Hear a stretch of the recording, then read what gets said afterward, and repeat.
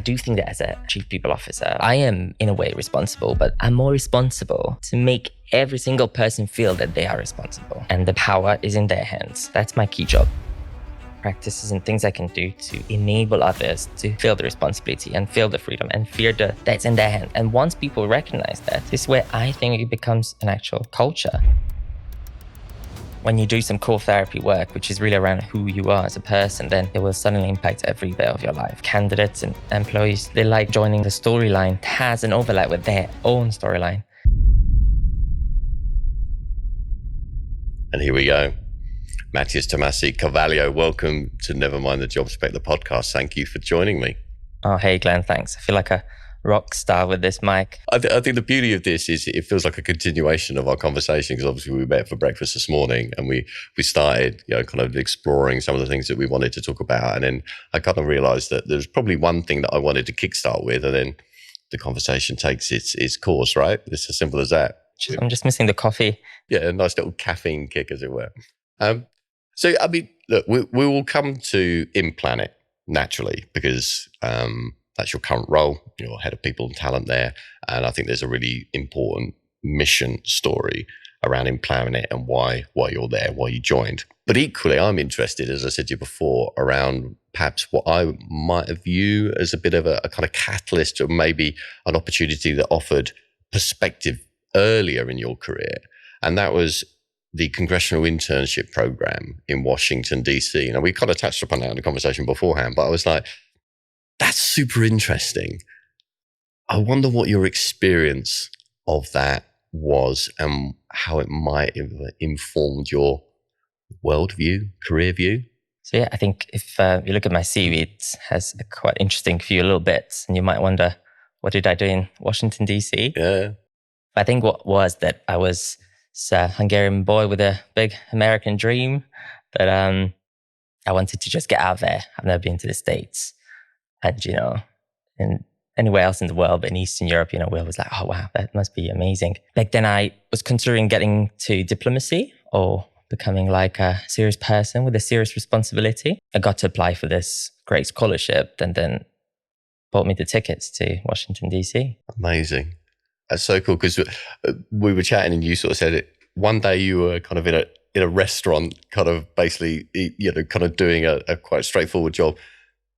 Within a few days, you're in Washington, D.C.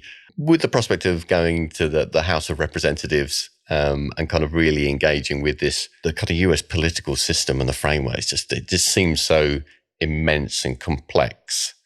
So how are you feeling on that kind of plane journey over? Yeah, it was really, really special, because I remember I was, on the day of my flight, I was sort of in a taxi to the airport.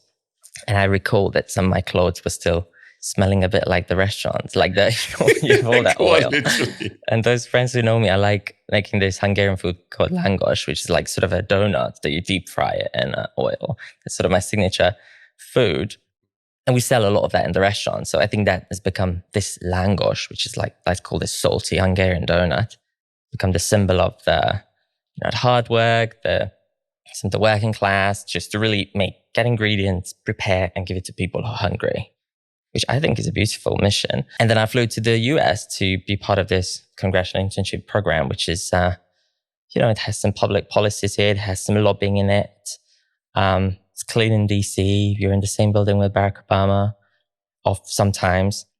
So it was a shock, and I remember it took me a while to digest the difference that my mum is shouting in the kitchen and all these lovely, amazing kitchen workers around, and then go to full suit and going to the world of a bit of politics, I guess. Yeah. If I remember correctly, this was your kind of perhaps a starting point in terms of your engagement with the startup space, because the internship was linked to a kind of a startup incubator or funding. Yes, exactly. So it was the GEW, which is like a Global Entrepreneurship Week, some sort of an organization to help promote the US startup ecosystem.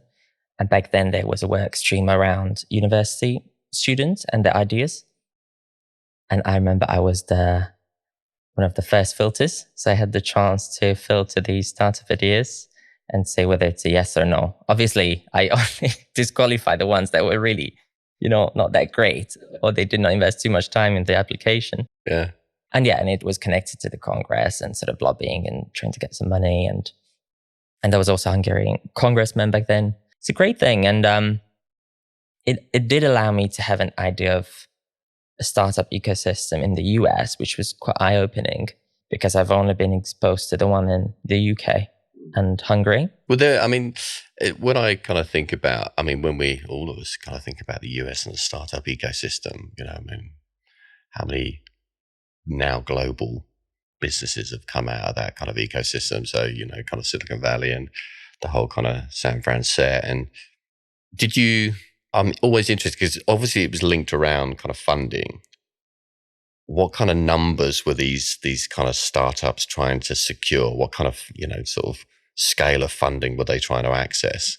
Good question. I'm actually not sure. I think it was like a grant that was non-dilutive, and it was like to support them. Yeah. Really initial. So it's like pre-seed type of idea. So it would have been tens of thousands, that sort of thing, just to kind of get them kind of kickstarted and stuff like that. But there were like loads of applicants. It was really impressive that people just had the courage and ambition. And I found people quite entrepreneurial. Yeah. I think it did impact me as well. That just have, what I mentioned about the American dream. And, kind of coming back. So did you return to Hungary after that internship, right? Yes. And I went back to the restaurant for a little bit. And then I went back to London where I was studying at UCL.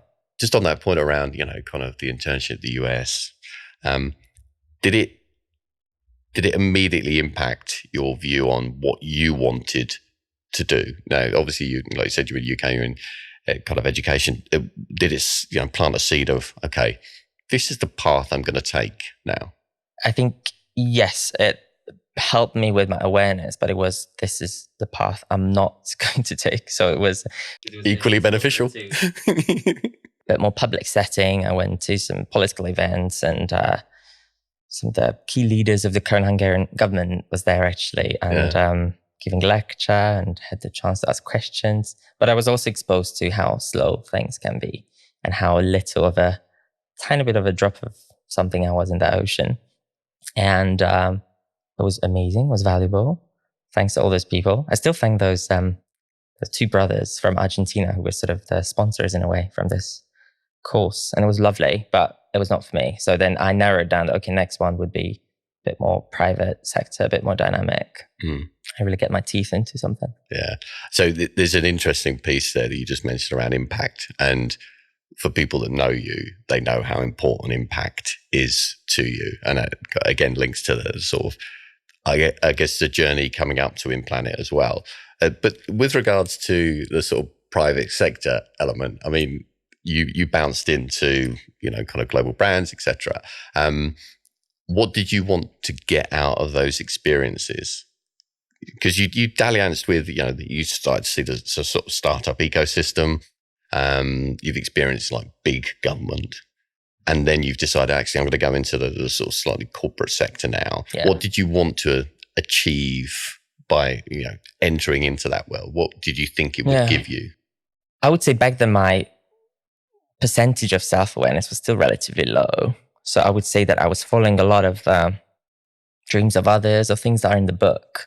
That I went to study economics, and I had a really high GPA. So, you need to do a graduate scheme.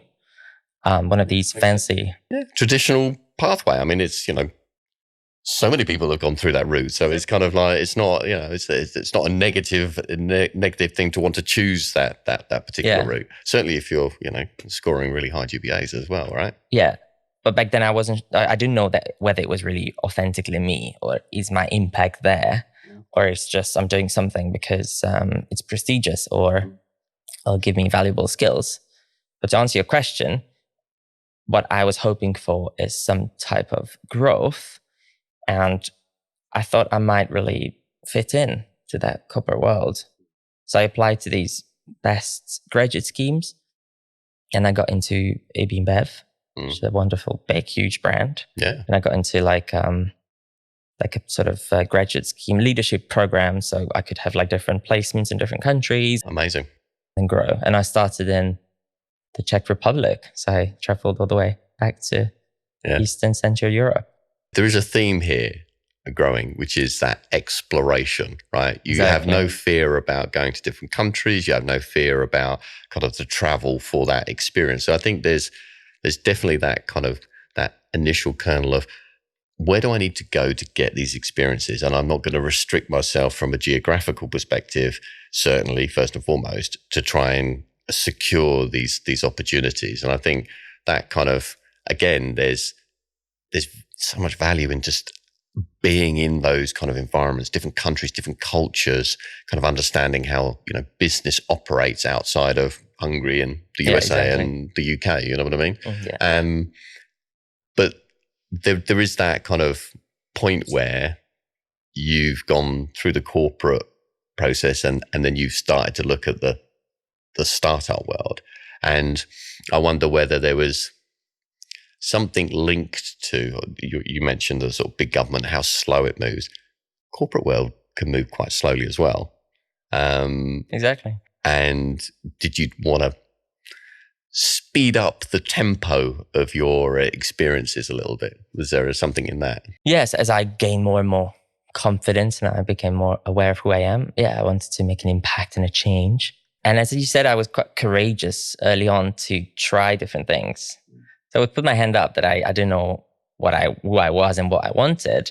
But if something was not working out, I quite early recognized that and could identify and then could have the courage to leave. And I think, so after ABInBev, I went to PwC, then I jumped back to Hungary, so another country again.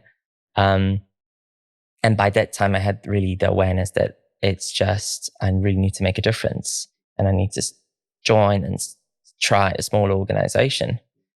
But it took me the Congress, ABInBev in Prague, then PwC in Hungary to really be able to get to the next step, which was then suddenly a small startup.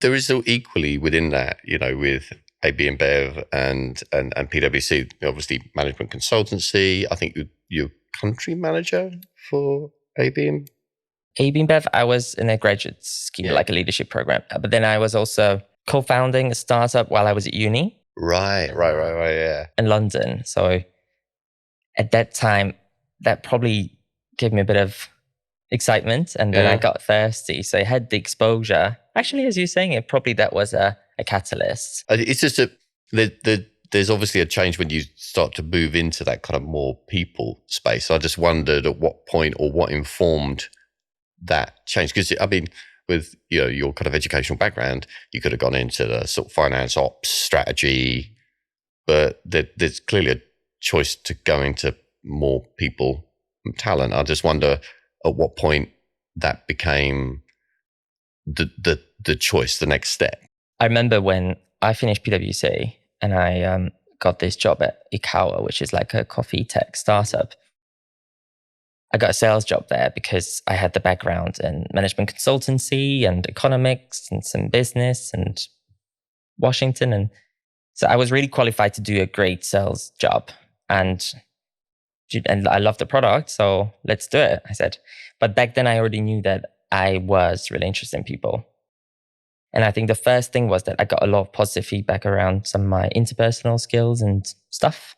So that gave me that little confidence. And also by that time, I did some rounds of therapy and all that. So I could, put a finger on the fact that I do enjoy enabling others in any shape or form. And I was like, how wonderful it would be if I could do something 8, 10, 12 hours a day. It's a big part of my day that I actually really enjoy and is aligned with who I am. So at that point, leaving Hungary again, going back to the UK, I knew that something's waiting for me in the people space. Openly touched upon the therapy element there. Was that kind of coaching that kind of helped, or was that just kind of therapy to really sort of help you move forward and develop? Because I mean, it's kind of one of those things where I think that certainly the kind of taboo, if you will, around kind of therapy and coaching and stuff like that it's certainly disappeared now. And people are celebrated for identifying that they can extract value from that, and it helps with their kind of personal growth, which ultimately feeds into their life, their career, etc. Was that something that you really sort of helped supercharge that progress into sort of people and talent? I would say indirectly, yes, because when you do some core therapy work, which is really around who you are as a person, then it will suddenly impact every bit of your life, with your relationship, with your other half, your parents, your work. And the first time I was exposed to therapy was through coming out. So obviously it was more like crisis management than coaching and life coaching or what's next for my career. It was really about just being okay. Yeah. How old were you then? I was quite old. I think I was 20 or 21. And I went to the therapist knowing that something might be wrong, that I didn't know back then that I was gay. I was a gay man. So I went there with, because I was in love with or I didn't know what it was, but I was in love with a man, and something was wrong in the system. And then I went there to explore and put my hand up that, hey, I don't know. I need to figure things out. And then I had around 10 intense sessions or so. And I left the therapy room feeling empowered to explore what the truth is. And I was not further scared of what the truth might be. So it wasn't around getting the recipe and the document and the prescription or the solution. It was really about just feeling more empowered to explore. And that's why I was really, really grateful for then London, because I moved back to London and the UK, and I'm immensely grateful that it allowed me to explore who I am.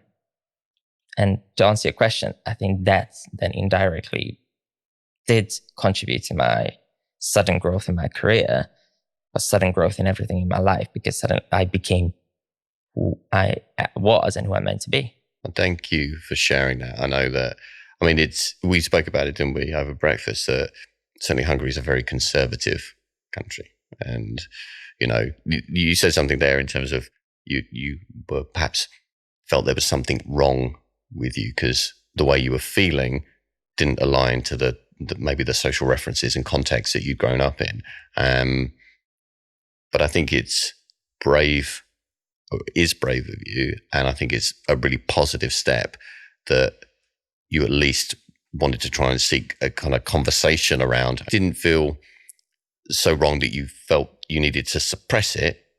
You felt the need to kind of discuss what does this mean for me?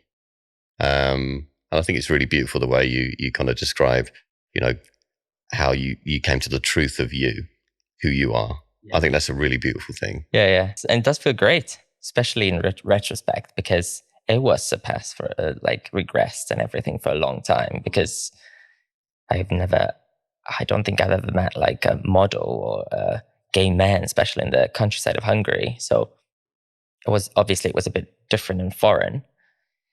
But then, it was a wonderful journey of self-awareness. It's also, I'm also a British citizen, and I sort of feel that, UK and London gave me so much that it gave me a lot of who I am, and probably would have got there in Hungary as well, but maybe a bit later, or maybe in a even more difficult way. And I had enough challenges back then, so I managed to ride and surf these waves of insecurities. But I'm glad that the UK enabled me to have a slightly easier way. Yeah, I think to your point, knowing you as I do, you definitely would have got there on your own, whether you're in the UK or Hungary. I think it's just kind of like you've got a really deep sense of self. You're happy to explore, be vulnerable, ask questions, that kind of self-reflect. I think that's one of your superpowers. I can only imagine that's one of your superpowers as a head of people and talent, really responsible for kind of curating and creating that inclusive culture. But we'll come to that. On a lighter note, when did you meet your husband? Tell us about that. I met my husband first 5 years ago. It was in the queue of a club. And back then, bless him, he did not speak English yet. And I was also, involved with another person. And but they had an eye contact in the club. Oh no, in the queue of the club. And then I remembered him and what he was wearing, etc. But we never met again. So, and then 3 years later, and actually it might be exactly on the same day, 3 years later, we met on the beach, by the beach in the north of Brazil, because I was working there remotely. Wow. I had the privilege to work remotely, and then we met, and then my flight got cancelled. What are the chances of that? That's incredible. Exactly. So it was meant to be. That's definitely an understatement, right? I mean, that's incredible. And the reason I asked that question is because obviously you and your husband are just about to kind of move to Brazil for about kind of 4.5 months and stuff like that. So it's just kind of, I was just curious to know when you guys actually, when you met, because you've got such a beautiful relationship. And I think for anybody that kind of will follow you on the social and stuff like that, some of the videos you post, you look like you have so much fun. Oh yeah, he's really my other half, because I love this expression of other half. I don't know where it comes from. Whoever created it was a genius, but yeah, he is my other half, and yeah, he's just a wonderful person, and yeah, on every way. He also works in climate, just so we're a little carbon couple. But yeah, he's great. Yeah, that's incredible. So thinking about that kind of move into, so obviously joined the kind of coffee startup with a kind of sales hat on, perhaps. Was there the transition into the sort of people space within that particular role, if I remember correctly? Yeah, it was. How did that come about? Because let's be fair, some people will say, well, sales and recruitment are the same, aren't they? You know, sales, there's a lot of crossover, whereas I would definitely argue that they are distinctly different. So how did that transition happen? I would agree with you, they're different, but some of the skills are needed in both. So I had those skills, and I stood up in front of the founder and the CEO, it's a guy called Ben, and I said that I want to establish the HR function for this team because there is none currently. I know I have no experience as such, but I was fairly confident about my skills. And I said, I will do the CIPD, I can do the training, I can do extra hours. I even offered that, hey, I'll continue to sell, I'll be able to do that. And next to that, I'm going to step by step. And I remember I spent evenings and weekends step by step establishing some practices that can contribute to a good enough HR function. I did my CIPD, I did weekend courses. So I worked really hard to show my value, and I did it. So when I built the function, at some point I had a team, someone joining, I had a direct report, and we achieved some great things.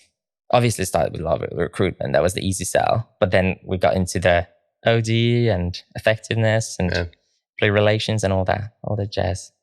I think there is always opportunity in startups, for sure. Yeah.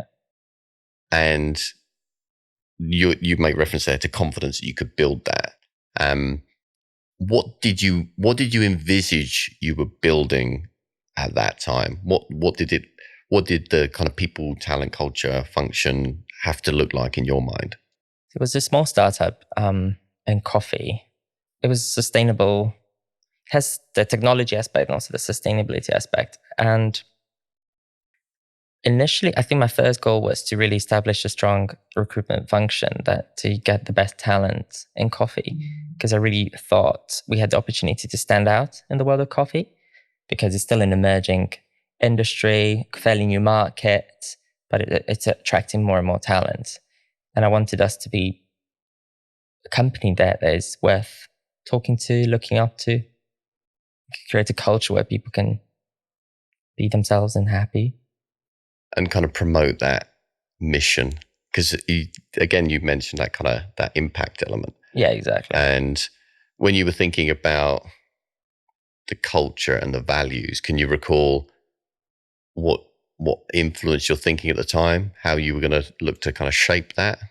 Pardon, could you repeat? So in terms of, obviously, you were looking to perhaps create a culture based on values, and there's obviously the sustainability element of the actual business itself. Were you looking to link those so that there was the kind of that real alignment? Because we've seen it in startups, right, where the kind of culture and perhaps the actual mission are disconnected. They're two separate entities, and they don't really intersect. So were you looking to try and link all of that so that people were, very much on the journey and very attuned to the mission, which linked into how you were going to recruit? Yeah, I think that's cool, because the disconnect is too big, then it will never feel real and the story will not be there. And candidates and employees, I like to call them team members, they like joining a sort of a storyline that has an overlap with their own storyline. And at IKAWA, it was relatively easy in a way, because the product was really value driven, and it was all about the community, actually the farmers, the coffee producers. And it was then could easily resonate with other values, like showing kindness in the work or being there for each other, as we support the local community in Uganda. And I remember, for example, I had the opportunity to travel to East Africa, Japan, and America a bunch of times, and really see how that can impact those communities. And it's so easy to then get that takeaway and bring it back to work, where then how we can impact positively each other. Or the same with innovation, that we had a product that was really revolutionizing something that was, there was no solution to. So how can we then engage and embrace innovation? So there were some connecting points there, and it was a great place to work. And to kick off my career in HR, it was wonderful. And that point around inclusion as a kind of an openly gay man, I mean, did that inform your kind of perspective in terms of culture? Because we spoke about it, right? You're traveling to different countries. There are different levels of inclusion, understanding, and different perspectives, should we say, on whether you're a gay man or not, right? And what was your thinking around that? Was it sort of like, okay, we can build this really inclusive culture, but we have to accept that perhaps some of the partners that we have and we're working with may not ultimately be as inclusive as us. Are we going to be comfortable with that?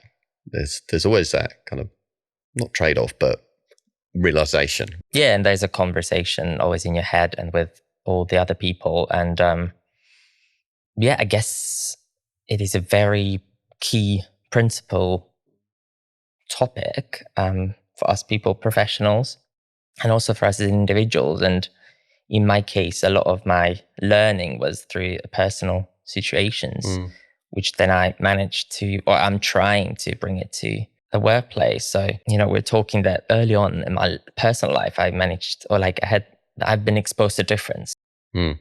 And once we're in touch with our own little privileges, then that can really become a source of awareness and learning. So I have a disabled brother who's only 1 year older than me. And I remember when I was little, I was 6 or 7, I don't know, 5. And I was, or maybe even less. And I was struggling to understand why am I able to walk and he's not? And in my little head, did not make sense. And there were times when I was pretending to be little disabled, or not walk, but just sort of be on the floor and try to move. I could not use my leg. And I'm not saying it's a healthy mechanism. And probably there were a lot of unconscious fantasies in my little head, which might not have been serving me, but I was aware that I was privileged. And I remember my mom watched it, and she then told me later that I was doing this, and she was sobbing. And so I was in touch with how maybe it might feel like to be disabled. And then on my own skin, I learned what it feels to be gay, and just not being in a conservative place where you're not really encouraged to who you are, or you're judged for your hand moves and your gestures and how feminine you are. That helps me still today to be able to work with difference. And that was a lot of my training in psychotherapy as well, on how to listen and be with someone who's different to you and try to understand. I will never understand what it feels like to be Black or trans or a lot of things. But it helps me to maybe try a bit harder, or maybe have a bit of nuances to be in touch with that. And I think that's cool. So this inclusion and diversity, belonging and equity is really there. And it's in every single practice in the people space. And to answer your question, early in my career, I didn't have all that awareness of what that feel like. But by now, it's more, and I'm here to learn about these every day. And we discussed this as well. You introduced it. Does adversity and challenges inform a greater self-awareness, and how does that feed into you as a person, and how, certainly within a kind of people and culture space? I think we touched upon a couple of I don't think we had a kind of conclusive answer, but we did agree that those challenges can be taken forward and be positive, although in the moment, at the time, they can feel very painful and very challenging and tough to navigate. You still got through them. Yeah. And then you come out the other side with a greater kind of perspective, and, like you say, self-awareness, which can really inform your role. And it's such a critical role in the people and talent space. You're just you have the responsibility for culture. I think that whether adversity really is the key thing for awareness. I'm pleased you picked up on that. And and actually, I will challenge you on because I do think that as a head of people or chief people officer or whatever I am, is that I am in a way responsible, but I'm more responsible to make every single person feel that they are responsible, and the power is in their hands. That's my key job. It's not that I'm holding culture. What sort of practices and things I can do to enable others to feel the responsibility and feel the freedom and fear that's in their hand. And once people recognize that, this is where I think it becomes an actual culture. That I'm not like this police officer of culture. I'm more like some type of enabler of it. And I do think adversity does help to get the awareness. It certainly was in my case. So I remember I worked for businesses, which was quite well established. And it happened before that, I was called out for something that was just me. I was a gay man, and someone reached out to me of why I have a certain sort of rainbow on my Facebook, or some sort of therapy to help me get over this challenge. So it helped, and everybody has their story. And I talked to someone at work actually yesterday about how we all have our challenges and all have our imposter syndromes, whether it's because gay or your English is different or you're marginalized for other reasons. So we all have our little challenges. So allowing others to be in touch and to feel safe that it's okay is just so key. I love the way you described being an enabler of the culture, because culture is organic, right? I mean, it's adopted, interpreted by the individuals. Exactly. It's theirs to own and kind of live out, and inform based on kind of how they feel about the interactions with the people they're in, the mission that they're aligned to, the role that they do.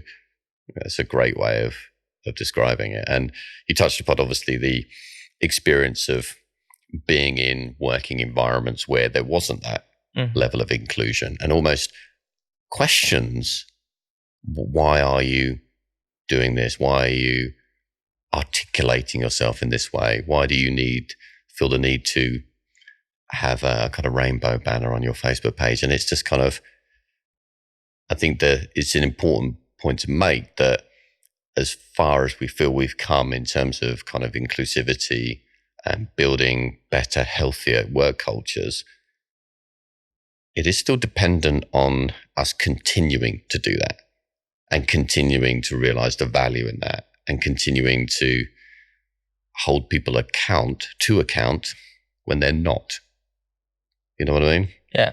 And you touched upon that story softly, and I know that I understand why. But I do feel as well that certainly at a kind of leadership layer as well, your accountability for inclusivity doesn't stop if you get to a certain higher echelon in leadership. It's not for everybody else to do. You're still accountable for leading that, and there should be a route to hold that person accountable. Yeah, 100%. Like the fish rots from its head or whatever they say, that as leaders, you ultimately responsible for a lot of things, and you are the role model. So more than anyone else, you have to represent. So that's why I believe whenever I'm considering a job or anything, I always look at the founders of trying to interview them of who they are. So maybe they interview me, but I also need to, as a candidate in that case, you need to interview them, whether they have some of these values that matter to you. But you're a tough interviewer as well. I think I can be nice, but also tough. So I think it's a combo. I say tough in so much as you would be really, incredibly well prepared. I know that for a fact. You would be incredibly well prepared for any interview. And you would be comfortable with the kind of uncomfortable conversations. You know what I mean? It's kind of almost like challenging them and really trying to extrapolate the truth. And I think that's, again, an important thing. So, it does bring us neatly to kind of InPlanet, because obviously, how long have you been there now? It will be a year tomorrow. Actually, yeah, exactly. Anniversary. And you're proudly wearing the t-shirt, and I think it was really a really lovely thing that you kind of mentioned prior to us coming into the podcast room. But why do you feel compelled to wear the t-shirt?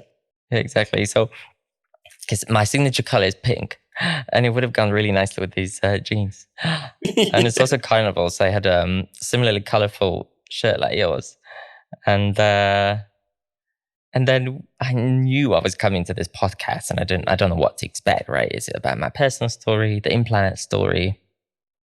But ultimately, it's about me as an individual, because I'm speaking, and I don't have the questions. I haven't had the questions before, so. And I was thinking what to wear. So I was hesitant between the shirt, the pink, the simple black t-shirt, and this one. And I felt that this is me. And InPlanet is a place where I'm authentically myself. And it's amazing. And I think it's the first time I feel that I can wear this t-shirt with pride and alignment. And it's not just some bullshit type of response. So I don't want to please anyone out there. It's really about, I feel so great that I can be the head of people of an organization which is aligned to my personal values, where I can also help others and enable others, and we can make a positive difference to the world. It's really a privileged seat. And I worked hard for it, and I really wanted to consciously get an opportunity like this, but it's not that common out there, I think. So I wear it with pride. That's amazing. I mean, if you talk about talent brand advocacy, employer brand advocacy, that statement that you've just made there, that's gold. It is rare. It is rare, and it's one of those things where, yeah, we'll come back to the kind of question piece, but I think it's great that you've taken that opportunity. But let's be fair, the opportunity wasn't like fully formed with InPlanet. They needed a head of people and talent. I assume they had an idea of what that might look like, but ultimately you were given the autonomy to really shape that role in your own image. That's correct. I think I like metaphors, because in psychotherapy training, we always use metaphors. We love these. And think about this people space. I like calling it the people space, because space is so mysterious and huge and large and ever expanding. And there's a lot of unknown in it. Like the space, we still don't understand a lot of it, right? So that's why I call it the people space. And so I feel that with InPlanet, I have the sort of right ingredients in front of me, and I can help the team to cook it and make a nice cake. So I did not buy or get all the ingredients. It was there. A lot of it by the founders, a lot of it by the product, the market conditions. Some of the people that joined before me were excellent. So there were amazing ingredients to work with. And now I do some shopping and I get some extra and I go to the grocery store and we're cooking it together. But I'm just sort of, it's funny going back to this kitchen metaphor where I started, but it does have a bit of like, I'm maybe sous chefing there a bit, the founders, of making it into a cake that is just ours and it's great and it's real. So yeah, a lot has been there and a lot I'm bringing with the people up team and all the other individuals. So maybe the other little sous chefs are encouraged to take their own ingredients and bring it to the cake. But the foundations have been there, especially the founders, that they believe in this. They believe in the people space. They believe what difference it can make. So my job is easier. I think that's a very modest way of, kind of describing the impact that I know you would have had. And let's be fair, our conversations over the last few months, and you are always busy. You are always working hard to ensure the people and talent space and its function, what it does, what it means to the people in it, and really sort of iterating on that kind of value. And we were talking, weren't we, around how you use emojis in kind of interviews and stuff like that to kind of really encourage and settle and make people feel comfortable through that process. Now, that might be towards the kind of latter stages, but again, it's an intentional approach to give people feedback in that moment and build confidence and build engagement. Yeah. And I wonder, at what point was that something you implemented straight away, or is that driven more from you as Matyas, as the human being you are? You just started to do that, and then it became more of a thing, an approach. I think it's hard to identify where a lot of things started. And there's this, I think, a common debate of a head of people, a chief people officer, like, are they just representing themselves and their own values and then the company values? Is there an equation there, or it's just like similar and aligned? And that question would leave me reflect that whether was it me or was it InPlanet, it's hard to answer, right? But there's clearly a huge alignment in between all of us, that we could probably say that it was Mariani or Gisela, Chloe, I could name a couple of the team members, that they are also, it's them as well. It's me and them. It's us. It is, something comes naturally, and I think that's fine. But I also must say that a lot of it is really conscious. So I do feel that I have some skills that I bring, which is from a lot of my personal experience and psychotherapy training and coaching in economics. But also a lot of it is really conscious, that I recognize and I fully aware of the power of belonging and making things inclusive. That's just something that makes the ultimate difference. And every time there's an opportunity to embed it, I often say to the team, embed, and just represent, we're responsible. That every little practice, this emoji is a great example of, if there's an unsettled candidate or someone just needs a bit of encouragement or just wants to comfort, or you just want to be human, with human-centered hiring and don't mind your job spec, it's absolutely okay to share that little emoji. We do that internally and we do that externally, and it's totally human, it's totally okay. And funny thing, we had like a session recently with the table captains, like the leaders of the organization, of communication principles. And one of it was just like, okay, feel free to use it. Like, feel empowered to express. The emoji is sort of a symbol of expression. It's not that colorful little icon and emoticon. It's about expression. Expression is you. Then it's self-expression. Then, you can maybe, is it authentically you? Are you just safe maybe to share that emoji, which is not business critical?